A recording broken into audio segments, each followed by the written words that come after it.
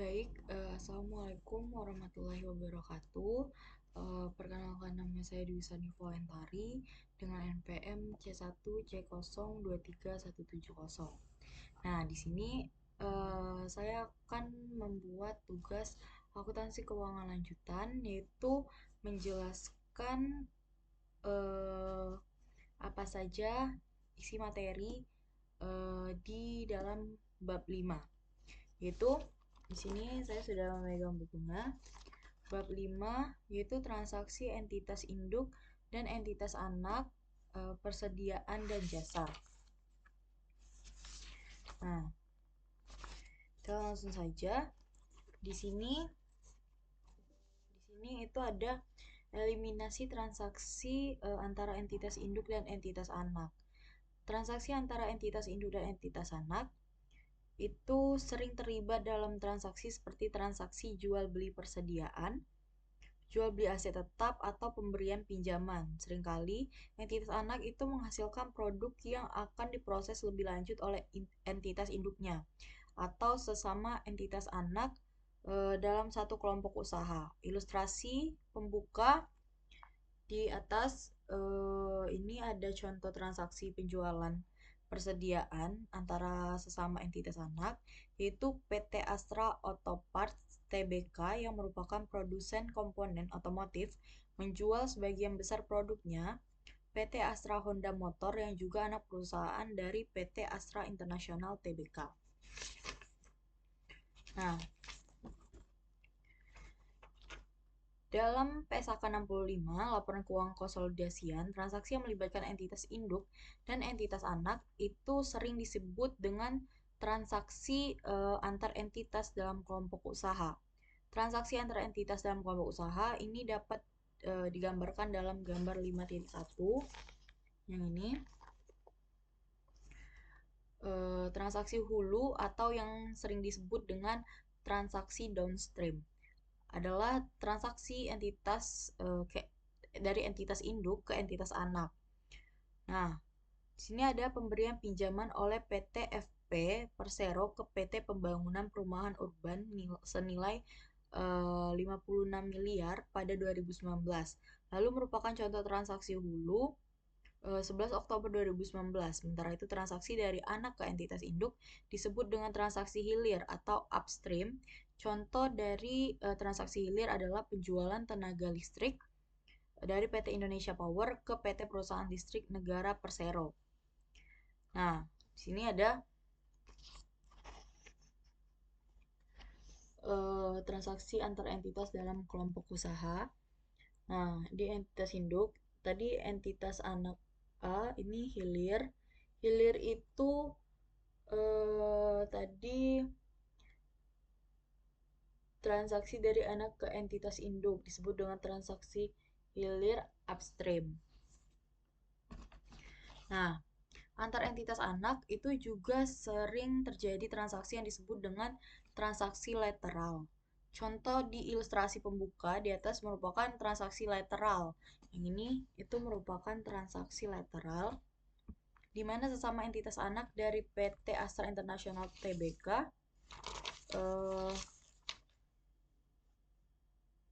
terlibat dalam transaksi jual beli persediaan.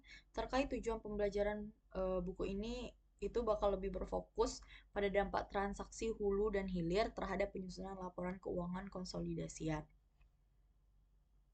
Nah, selanjutnya itu ada entitas induk itu berkewajiban menyusun laporan keuangan yang menggambarkan kinerja dan kondisi keuangan entitas induk beserta entitas anaknya secara keseluruhan. Laporan keuangan yang dimaksud adalah laporan keuangan eh,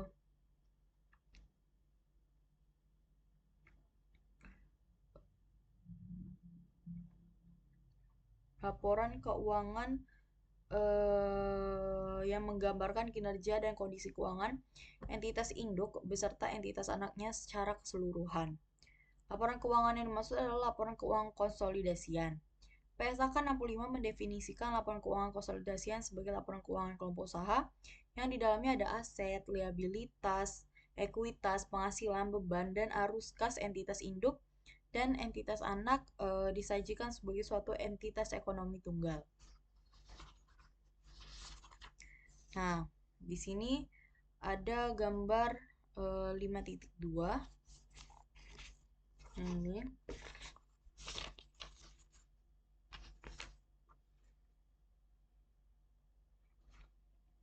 Di sini itu masih sama konsep konsolidasi.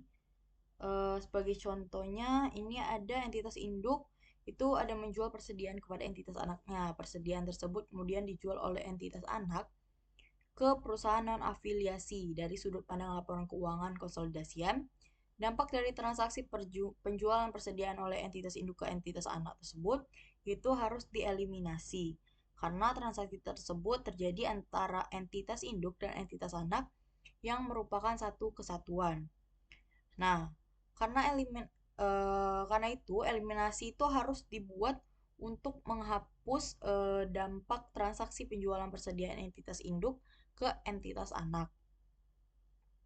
Nah, eliminasi ini juga harus dibuat ketika persediaan yang diperoleh entitas anak dari entitas induk ternyata belum terjual sampai akhir periode. Nah, di sini selanjutnya ada transaksi penjualan persediaan. Dampak terhadap pencatatan entitas induk dan jurnal eliminasi. Nah, di sini ada dampak terhadap pencatatan entitas induk. Transaksi jual beli persediaan antara entitas induk dan entitas anak ini merupakan contoh transaksi antar entitas dalam satu kelompok usaha. Keuntungan atau kerugian yang muncul dari jual beli persediaan belum terrealisasi selama persediaan tersebut masih berada di entitas induk atau entitas anak. Nah, tapi kalau ketika persediaan tersebut telah terjual, keuntungan atau kerugian atas penjualan akan terrealisasi. Nah, hal ini itu sesuai dengan ketentuan di dalam PSAK 15, investasi pada entitas asosiasi dan ventura bersama, yang menyatakan bahwa keuntungan atau kerugian yang dihasilkan dari transaksi hulu atau hilir itu diakui dalam laporan keuangan entitas hanya hanya sebesar bagian investor lain dalam entitas anak. Nah, metode ini itu sering disebut juga dengan value adjust equity method. Dampak transaksi antar entitas dalam suatu kelompok usaha terhadap pencatatan entitas induk. Nah, selanjutnya itu ada dampak terhadap jurnal eliminasi. Jurnal eliminasi itu terkait transaksi jual beli persediaan antara entitas induk dan entitas anak. Itu tergantung pada posisi persediaan pada akhir periode. Ketika seluruh persediaan yang diperoleh dari entitas induk sudah terjual ke perusahaan non-afiliasi pada periode yang sama dengan periode perolehannya, maka jurnal eliminasi ini dibuat untuk menghapus angka penjualan dan beban pokok penjualan sebesar angka penjualan persediaan entitas induk ke entitas anak. Nah, jika pada akhir periode seluruh persediaan yang diperoleh itu dari entitas induk belum terjual, maka penjualan dan beban pokok penjualan yang diakui entitas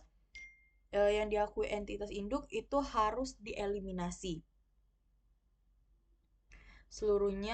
Harus dieliminasi seluruhnya dengan mengurangi nilai persediaan. Namun ketika persediaan sudah terjual, sebagian pada periode tersebut, maka hanya sebagian keuntungan atau kerugian penjualan persediaan yang harus dieliminasi. Nah,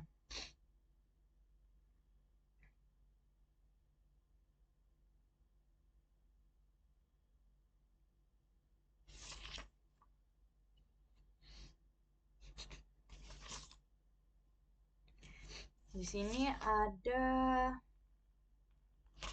kita lihat contoh 5.1 dampak terhadap pencatatan entitas induk dan jurnal eliminasi. Nah, di sini juga ada tabelnya. Jadi,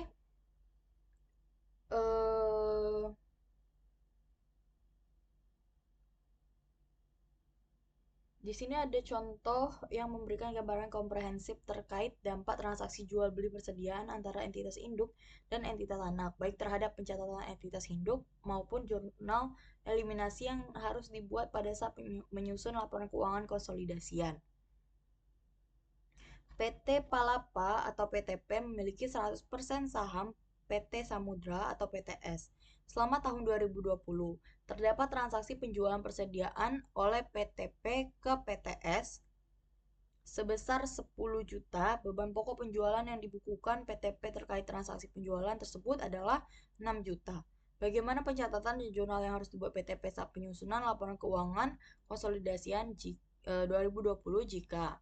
Nah, di sini ada skenario 1, seluruh persediaan yang diperoleh dari PTP telah terjual seharga 16 juta. Skenario 2, seluruh persediaan yang diperoleh dari PTP belum terjual.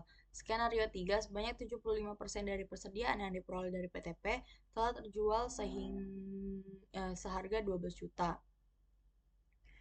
Nah, di sini ada dampak dari jurnal eliminasi tersebut terhadap penyajian akun penjualan, beban pokok penjualan, dan persediaan dalam laporan keuangan konsolidasian adalah sebagai berikut. Ini masuk ke tabel 5.1, dampak jurnal eliminasi skenario 1 terhadap laporan keuangan konsolidasian. Di sini ada penjualan dari PTP itu sebesar 10 juta, PTS itu sebesar 16 juta. Nah, sebelum konsolidasi itu penjualannya sebesar 26 juta. Setelah dieliminasi itu penjualannya sebesar 10 juta. Beban pokok penjualannya itu PTP 6 juta, PTS 10 juta. Sebelum konsolidasi itu sebesar 16 juta. Saat dieliminasi itu sebesar 10 juta. Konsolidasinya penjualan itu sebesar 16 juta, beban pokok penjualan itu sebesar 6 juta.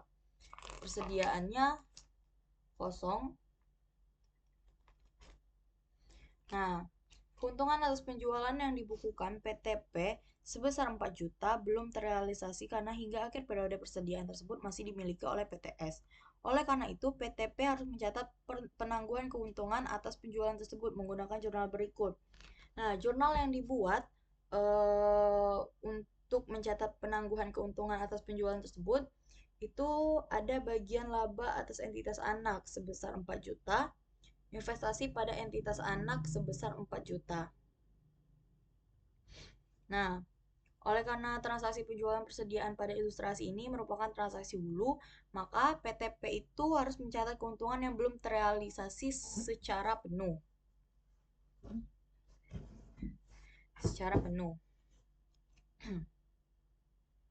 Transaksi hulu pada contoh ini mengakibatkan pengakuan penjualan sebesar 10 juta dan beban pokok penjualan sebesar 6 juta oleh PTP dan belum terdapat penjualan yang dibukukan oleh PTS dari sudut pandang konsolidasi. Persediaan tersebut masih berada di perusahaan. Sehingga penjualan beban pokok penjualan yang diakui PTP harus dieliminasi secara penuh. Keuntungan atas penjualan yang belum terrealisasi yaitu sebesar 4 juta juga dieliminasi dengan mengurangi persediaan. Jurnal eliminasi yang harus dibuat itu adalah ada penjualan sebesar 10 juta, beban pokok penjualan sebesar 6 juta, persediaan sebesar 4 juta. Nah, dampak dari jurnal eliminasi tersebut terhadap penyajian akun penjualan, beban pokok penjualan, dan persediaan dalam laporan keuangan konsolidasi adalah sebagai berikut. Nah, di sini ada tabel 5.2. Di sini ada tabel 5.2. Dampak jurnal eliminasi skenario 2. Dia ada 3 skenario tadi. Nah, di skenario 2 itu ada, kita lihat dulu kondisi awal sebelum konsolidasi. Itu PTP mencatat penjualan sebesar 10 juta dan beban pokok penjualan sebesar 6 juta. Nah, PTS punya persediaan sebesar 10 juta karena beli dari PTP. Jadi kalau dijumlahkan sebelum konsolidasi, penjualan itu sebesar 10 juta, beban pokok penjualan itu sebesar 6 juta, persediaan itu sebesar 10 juta. Nah, angka-angka ini itu masih ada transaksi antar perusahaan internal, jadi belum boleh muncul di laporan konsolidasi. Nah, selanjutnya itu kita akan melakukan eliminasi karena penjualan itu internal, eh, PTP jual ke PTS masih dalam satu grup. Jadi penjualannya itu sebesar 10 juta itu dihapus atau dieliminasi. Beban pokok penjualan sebesar 6 juta juga dihapus. Persediaan dicatat lebih besar dari biaya sebenarnya karena ada laba belum terrealisasi sebesar 4 juta. Jadi persediaan juga harus dikurangi sebesar 4 juta supaya nilainya itu kembali dengan harga perolehan atau harga sebenarnya. Nah, jadi penjualan itu sebesar 10 juta, beban pokok penjualannya sebesar 6 juta. Ini saat jurnal eliminasinya itu penjualan 10 juta, beban pokok penjualan 6 juta, persediaan sebesar 4 juta. Nah, di sini ada hasil konsolidasinya. Jadi di kolom akhirnya itu penjualan sebesar 10 juta itu dikurangi dengan 10 juta yaitu hasilnya 0. Beban pokok penjualan yaitu 6 juta dikurang dengan 6 juta itu hasilnya 0. Nah, di persediaan ini ada 10 juta dikurang 4 juta itu hasilnya 6 juta.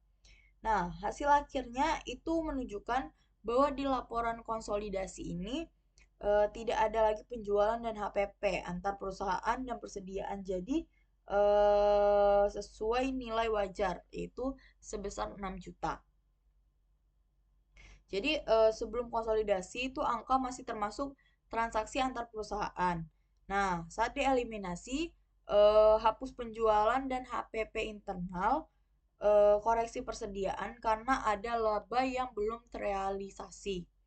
Nah, setelah konsolidasi, laporan itu hanya mencerminkan posisi keuangan grup secara keseluruhan. Seakan-akan itu PTP dan PTS itu satu perusahaan saja. Eh, nah, selanjutnya ini ada skenario 3. Dia digambar ke dalam bagan ya.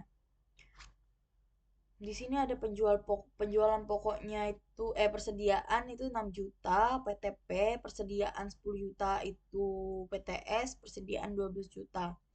Oleh karena persediaan yang diperoleh dari PTP baru 75% yang telah terjual, maka terdapat keuntungan penjualan yang belum terrealisasi. Besarnya keuntungan penjualan yang belum terrealisasi itu sebesar 1 juta dan 25% dikali 4 juta sehingga PTP itu harus mencatat penangguhan keuntungan atas penjualan tersebut dengan membuat jurnal berikut. Nah, jurnalnya itu ada bagian laba atas entitas anak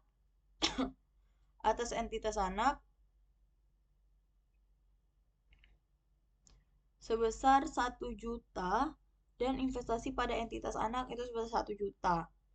Ini itu pencatatan keuntungan yang belum terrealisasi. Karena transaksi penjualan persediaan dalam ilustrasi ini merupakan transaksi hulu, maka keuntungan yang belum terrealisasi itu akan dicatat secara penuh oleh PTP.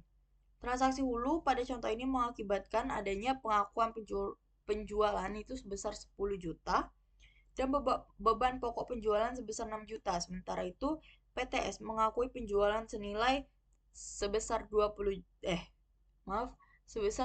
juta dan beban pokok penjualan sebesar 7.500.000. Tahu 75% itu dikali dengan 10 juta. Eliminasi dibuat atas akun penjualan yang dilaporkan PTP yaitu senilai 10 juta keuntungan atas penjualan yang belum terrealisasi sebesar 1 juta. Dieliminasi dengan mengurangi akun persediaan, akun beban pokok penjualan dieliminasi sebesar 9 juta karena beban pokok penjualan yang akan disajikan dalam laporan keuangan konsolidasi ini hanya hanya akan disajikan sebesar 4.500.000, yaitu 75% itu dikali dengan 6 juta. Jurnal eliminasi yang harus dibuat itu adanya akun penjualan sebesar 10 juta. Beban pokok penjualannya itu di sini ada 9 juta. Persediaan 1 juta. Ini itu jurnal mengeliminasi penjualan persediaan antara PTP dan PTS.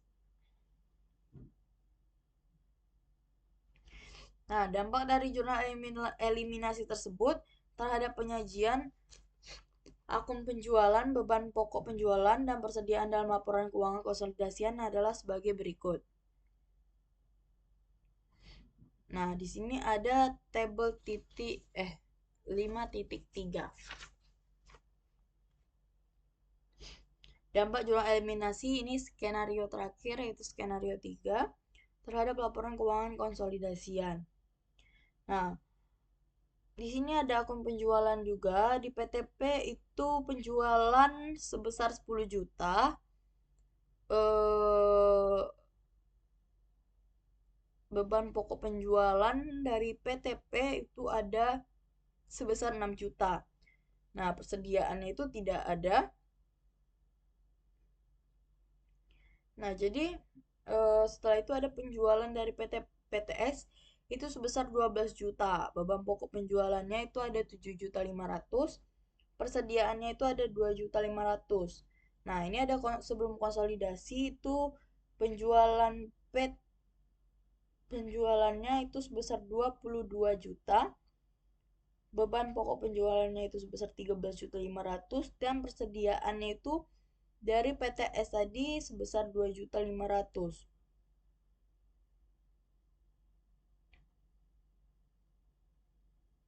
Nah, saat dieliminasi itu ada penjualannya itu sebesar 10 juta, beban pokok penjualannya itu 9 juta, persediaannya itu 1 juta. Itu sama berarti eliminasi penjualan dari persediaan antara PTP dan PTS tadi.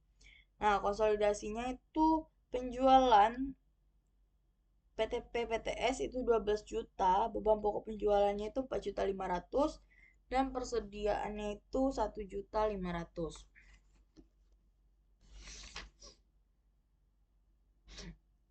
Nah, di sini ada contoh 5.4, ada neraca saldo PT Nusantara dan PT Andalas per 31 Desember 2020. Nah, di sini itu tabel ini itu menampilkan neraca saldo dari dua perusahaan, yaitu PT Nusantara Induk dan PT Andalas, yaitu PT Anak. Nah, tujuannya itu untuk mempersiapkan laporan keuangan konsolidasi.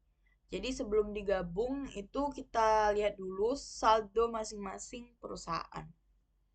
Nah, di sini ada di posisi PT Nusantara itu ada aset, ada kas sebesar 1.080.000.000, piutang sebesar 650 juta, persediaan sebesar 2.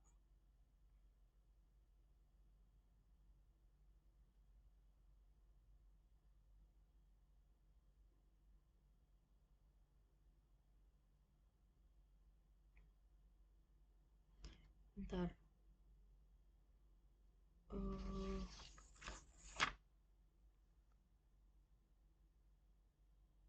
Persediaan 2 miliar investasi pada PT Andalas, 1,5 miliar, tanah sebesar 3 miliar, bangunan sebesar 4 miliar, peralatan sebesar 400 juta.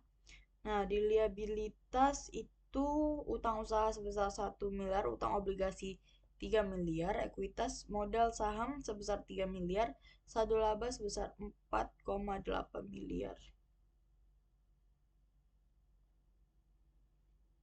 Pendapatan dan beban itu penjualan sebesar 4,8, HPP-nya itu 3 miliar, beban operasional itu ada 250 juta, penyusutan sebesar 200 juta, amortisasi itu sebesar 50 juta, dividen 300 juta.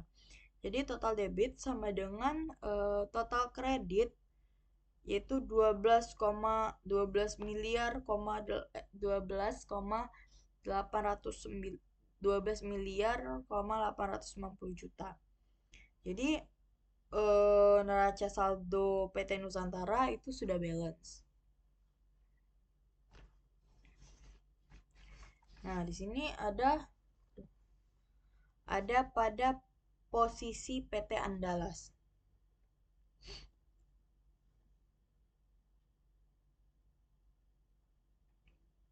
Di sini ada aset kas sebesar 600 juta, piutang sebesar 375 juta, persediaan sebesar 500 juta, tanah sebesar 400 juta, bangunan sebesar 1,5 miliar, peralatan sebesar 300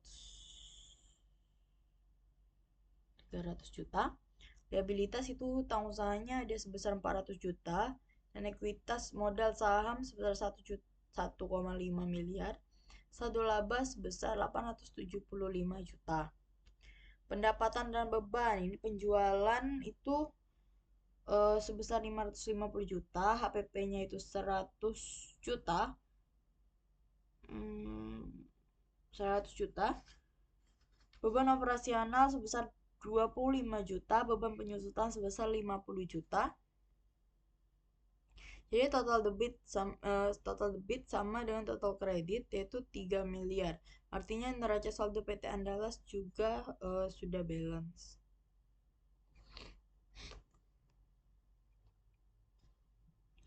Nah, di sini ada informasi tambahan.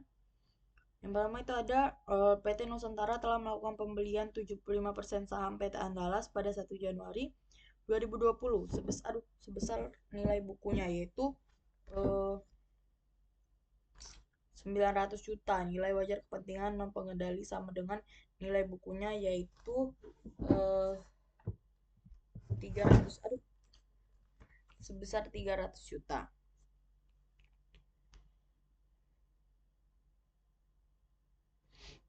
Jadi nilai wajar kepentingan dan pengendalian itu 300 juta sama dengan 25%. Jadi total nilai perusahaan PT Andalas itu dianggap 1,2 miliar. PT Andalas itu melapor laba neto sebesar 200 juta dan membagikan dividen sebesar 50 juta. Ada transaksi hulu juga di PT Nusantara jual barang ke PT Andalas sebesar 100 juta dengan HPP 40 juta dengan HPP itu sebesar 40 juta itu masih ada laba yang belum terrealisasi sebesar 60 juta karena persediaannya belum terjual. Jadi sebelum konsolidasi itu investasi pada PT Andalas itu sebesar 1,5 miliar di PT Nusantara akan dieliminasi dengan ekuitas PT Andalas itu modal saham ditambah dengan saldo laba. Transaksi internal penjualan HPP persediaan itu harus dieliminasi supaya laporan konsolidasi tidak double count. Laba yang belum terrealisasi dari transaksi hulu yaitu sebesar 60 juta juga harus dikoreksi dari persediaan dan laba.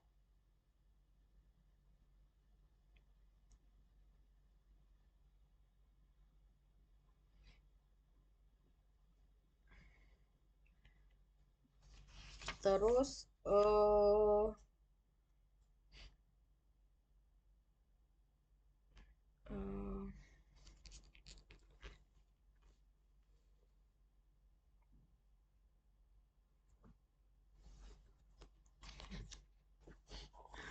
di sini ada prosedur konsolidasi tahun pertama yaitu 2020. Pencatatan PT Nusantara 2020, PT Nusantara mencatat investasi di PT Andalas menggunakan metode ekuitas. Pencatatan yang dibuat PT Nusantara selama tahun 2020 adalah sebagai berikut. Nah, di 1 Januari itu ada investasi pada PT Andalas sebesar 900 juta. Di kasnya itu sebesar 900 juta mencatat pembelian saham dari PT Andalas. Di tanggal 31 Desember 2020 ada investasi pada PT Andalas sebesar 150 juta. Bagian laba atas PT Andalas itu sebesar 150 juta. Jadi ini ada bagian PT Nusantara atas laba neto PT Andalas yaitu 200 juta dikali dengan 75%. Nah, 31 Desember 2020. Kas yaitu investasi pada PT Andalas sebesar 37.500.000, investasi pada PT Andalas itu 37.500.000. Mencatat pada bagian PT Nusantara dividen PT Andalas sebesar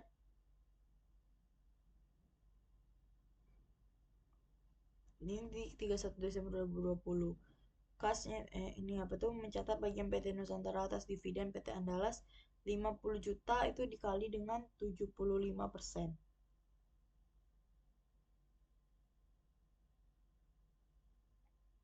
Nah, jadi selama periode 2020 itu terdapat transaksi hulu yaitu penjualan persediaan oleh PT Nusantara ke PT Andalas sebesar 100 juta. Keuntungan dari penjualan tersebut adalah 60 juta.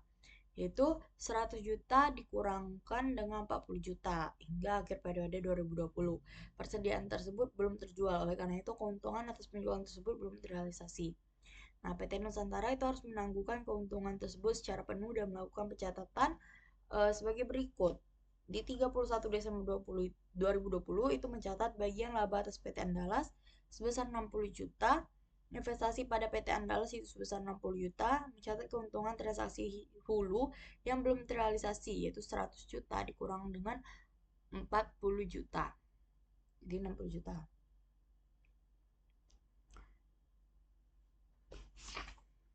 Nah, selanjutnya ini ada perhitungan nilai aset neto atau aset bersih PT Andalas dan bagian PT Nusantara serta kepentingan dan pengendali atas aset neto tersebut. Nah, di sini ada PT Nusantara itu sebesar 75%, saldo awalnya sebesar 900 juta. Laba netonya itu 150 juta. Dividen sebesar 37.500. Jadi saldo akhirnya itu ditambahkan itu sebesar 1,12 miliar. Keuntungan yang belum terrealisasi itu ada sebesar 60 juta. Jadi saldo akhir yang disesuaikan sebesar 952.500. Bagian laba atas PT Andalas itu jadi sebesar 90 juta. Nah, di sini juga ada kepentingan non pengendali 25%-nya. Dengan saldo awal 300 juta, laba netonya 50 juta, dividennya 12.500, ditambahkan ya dikurangkan jadi 300 saldo akhirnya itu jadi 337.500. Nah, ada saham biasa itu saldo awalnya itu 800 juta. Sama dengan saldo akhirnya itu sama 800 juta. Nah, di sini ada saldo laba dari PT Nusantara itu sebesar 400 juta. Laba netonya itu 200 juta dan saldo akhirnya itu sebesar 50 juta. Jadi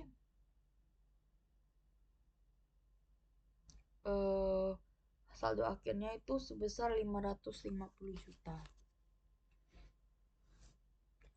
Nah, jurnal eliminasi 1E merupakan jurnal eliminasi dasar yang dibuat untuk mengeliminasi bagian laba dan dividen PT Nusantara dan kepentingan non pengendali serta investasi awal PT Nusantara di PT Andalas.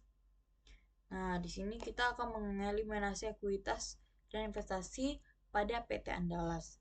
Saldo biasa itu sebesar 800 juta, saldo laba itu 400 juta, bagian laba atas PT Andalas itu 90 juta, bagian laba kepentingan non pengendali itu 50 juta, dan dividen diumumkan itu sebesar 50 juta, investasi pada PT Andalas sebesar 952 juta 500, kepentingan non pengendali itu 337 juta 500. Jadi ini mengeliminasi ekuitas dan investasi pada PT Andalas.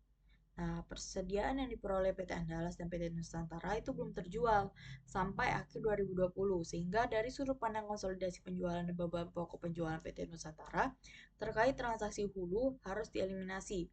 Keuntungan atas penjualan juga harus dieliminasi karena keuntungan tersebut belum terrealisasi.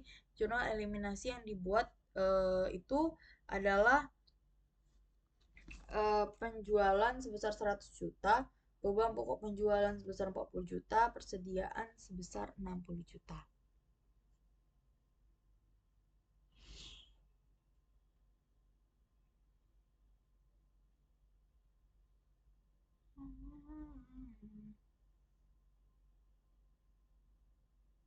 Selanjutnya ini ada kertas kerja yang digunakan untuk menyusun laporan keuangan konsolidasi 2020. Di tabel di tabel 5.6 ada kertas kerja konsolidasian tahun 2020. Di mana di PT Nusantara itu penjualannya sebesar 4 juta 4.800.000, beban pokok penjualannya 3 miliar, beban operasi 900 juta, beban penyusutan 250 juta, beban amortisasi 50 juta, bagian laba atas PT Andalas itu 90 juta. Jadi ada laba neto yang dikonsolidasikan itu sebesar 690 juta. Nah, kalau dari PT Andalas itu ada penjualan sebesar 875 juta, beban pokok penjualan sebesar 550 juta, beban operasi sebesar 100 juta, beban penyusutan sebesar 25 juta. Jadi laba neto konsolidasinya itu sebesar 200 juta. Di sini juga ada jurnal eliminasi, itu debitnya di debit itu penjualannya itu sebesar 100 juta dan beban pokok penjualan itu sebesar 40 juta. Jadi dikonsolidasikan penjualan itu sebesar 5,575 miliar, beban pokok penjualan sebesar 3,510 miliar, beban operasi itu sebesar 1 miliar, beban amortisasi itu 275 juta, beban amortisasi itu 50 juta. Ada laba neto konsolidasian, penghasilan kepentingan non pengendali itu di jurnal eliminasi sebesar 50 juta, konsolidasinya 50 juta, bagian induk atas laba neto itu 690 juta dari PT Nusantara, PT Andalas 200 juta, di jurnal eliminasinya itu ada 240 juta dari debit dan kredit itu sebesar 40 juta, dan konsolidasiannya itu 690 juta. Ini ada laporan perubahan saldo laba 1,5 miliar, laba neto dari PT Nusantara itu 690 juta, dikurang dengan dividen itu sebesar 300 juta. Jadi saldo laba akhirnya itu sebesar 1,890 miliar. Nah, kalau dari PT Andalas itu ada saldo labanya itu 400 juta. Laba neto itu yang dari tadi tuh 200 juta dikurang dengan dividen sebesar 50 juta. Jadi, saldo laba akhirnya 550 juta.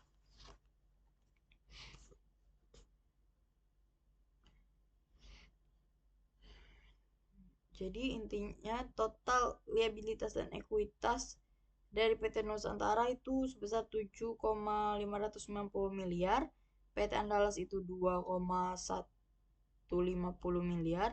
Di jurnal eliminasi itu ada di debit sebesar 1,440 miliar, kreditnya 427 juta, dan konsolidasinya adalah 8,727 miliar.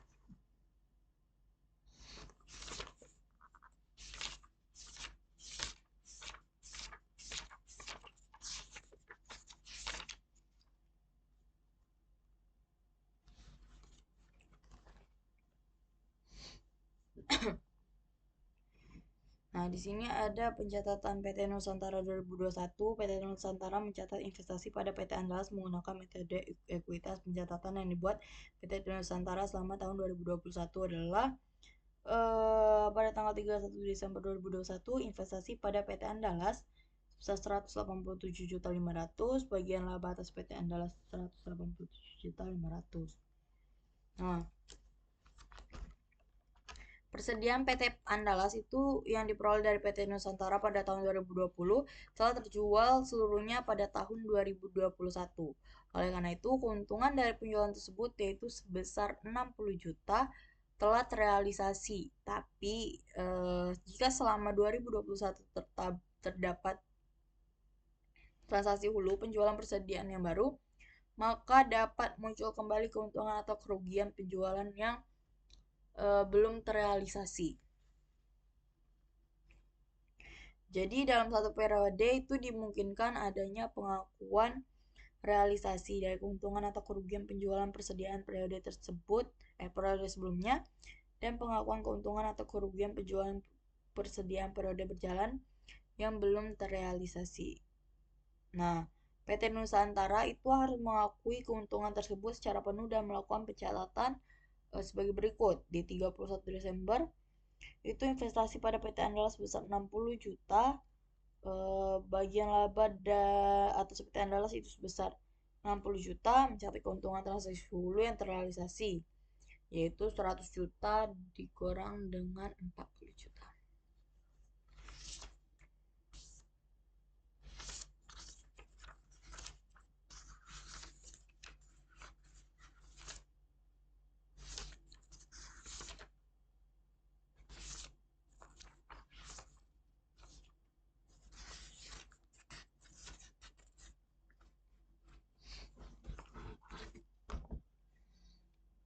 Di sini ada transaksi hilir penjualan persediaan.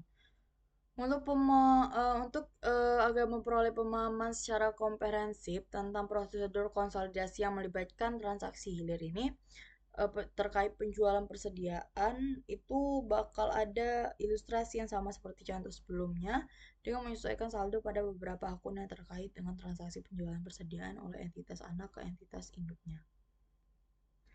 Nah, di contoh 5.3 transaksi hilir penjualan persediaan, PT Nusantara melakukan pembelian 75% saham PT Andalas pada 1 Januari 2020 pada nilai bukunya yaitu 900 juta. Nilai wajar kepentingan non pengendali pada saat itu sama dengan nilai bukunya sebesar 300 juta.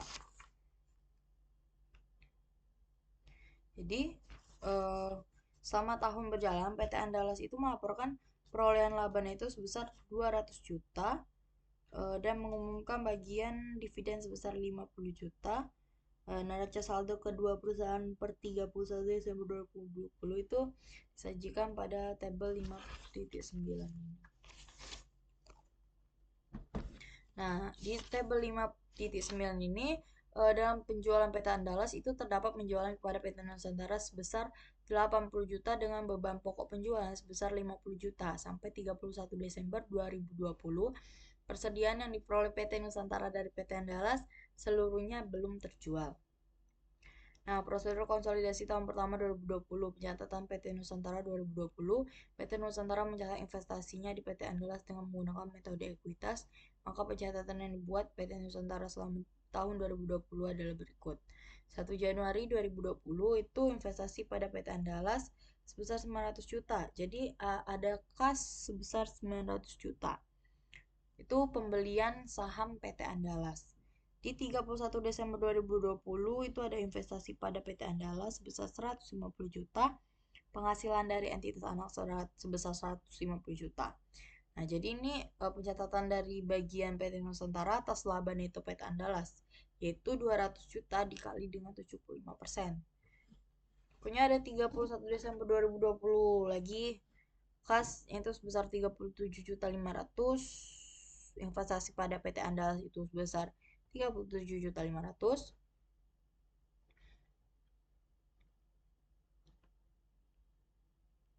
Jadi selama periode 2020 terdapat transaksi hilir yaitu penjualan persediaan oleh PT Andalas ke PT Nusantara sebesar 80 juta. Atas penjualan tersebut, PT Andalas membukukan beban pokok penjualan sebesar 50 juta, sehingga keuntungan dari penjualan tersebut adalah sebesar 30 juta. Karena sampai dengan akhir periode 2020, persediaan tersebut belum terjual, maka keuntungan atas penjualan tersebut belum terrealisasi.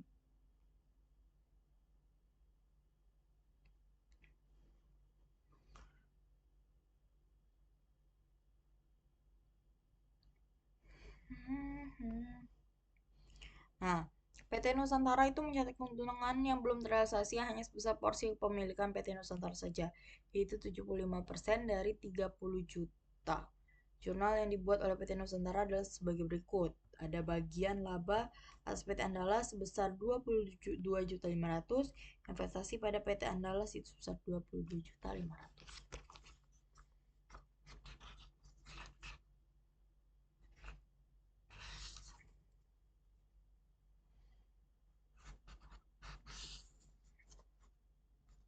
Ini ada PT Nusantara mencari investasinya di PT Andalas dengan menggunakan metode ekuitas, maka pencatatan yang dibuat di PT Nusantara selama tahun 2021 adalah investasi pada PT Andalas itu sebesar 187.500.000. Bagian laba atas PT Andalas itu 187.500.000 juga.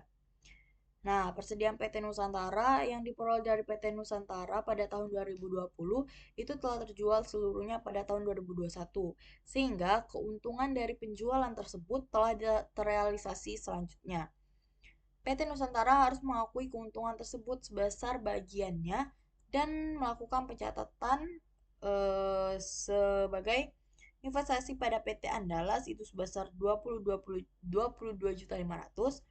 Bagian laba atas PT Andalas itu sebesar 22.500.000. Jadi, jika di 2021 terdapat transaksi hilir penjualan persediaan yang baru, maka dapat muncul kembali keuntungan atau kerugian penjualan persediaan yang belum terrealisasi. Sehingga dalam satu periode akan terdapat pengakuan realisasi keuntungan atau kerugian penjualan persediaan periode sebelumnya dan pengakuan keuntungan atau kerugian yang belum terrealisasi dari penjualan persediaan periode berjalan. Nah, jurnal eliminasinya di sini ada perhitungan nilai aset neto PT Andalas dan bagian PT Nusantara dan kepentingan non pengendali atas neto tersebut. Ada di PT Nusantara itu bagian laba PT Andalasnya saldo akhir itu disesuaikan sebesar 1,147 miliar. Bagian laba di PT Andalas itu sebesar 210 juta.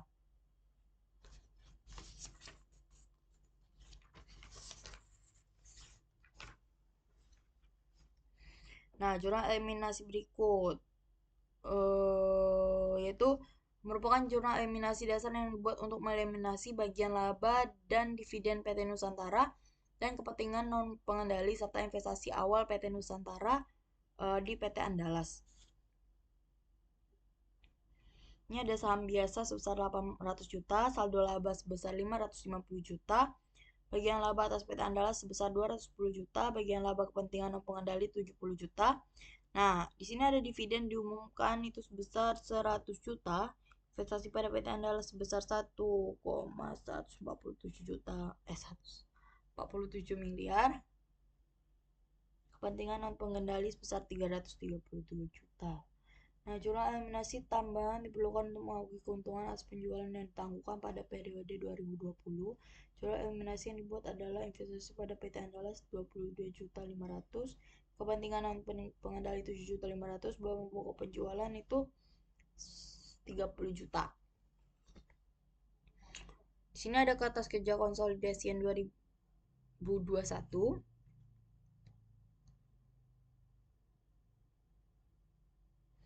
Di mana saldo laba PT Nusantara itu 2,450 miliar, sedangkan PT Andalas itu 700 juta. Nah, di jurnal eliminasinya itu 830 juta di debit dan di kredit itu ada nilai sebesar 130 juta dan konsolidasinya saldo akhir labanya itu 2,450 miliar.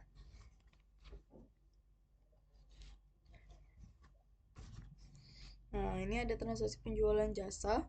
Entitas induk dan entitas anak sering terlibat dalam transaksi penjualan jasa. Entitas induk memberikan jasa kepada entitas anak atau sebaliknya, seperti halnya dengan transaksi penjualan persediaan dapat transaksi penjualan jasa antara entitas induk dan entitas anak juga harus dieliminasi.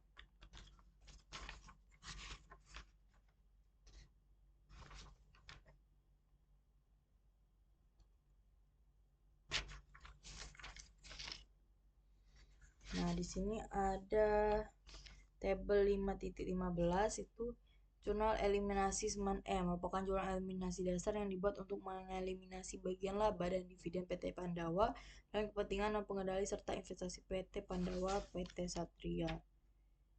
Ini tadi ada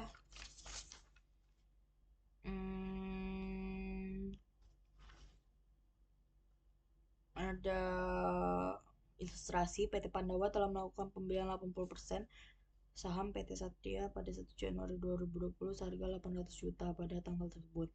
Nilai wajar kepentingan menang pengendali sebesar 200 juta dan tercatat aset neto PT Satria 800 juta. Perhitungan diferensial dari akuisisi PT Pandawa terhadap PT Satria itu ditunjukkan melalui perhitungan berikut.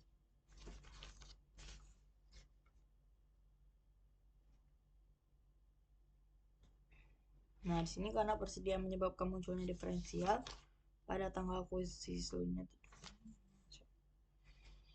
Nah, PT Satria, PT Pandawara, ini saham biasanya itu sebesar 500 juta, saldo labanya itu sebesar 300 juta, bagian laba PT Satria itu 134 juta, bagian laba kepentingan dan pengendalinya 56 juta. Nah, dividen diumumkannya itu 100 juta, investasi pada PT Satria itu ada 694 juta, kepentingan non pengendali itu sebesar 196 juta.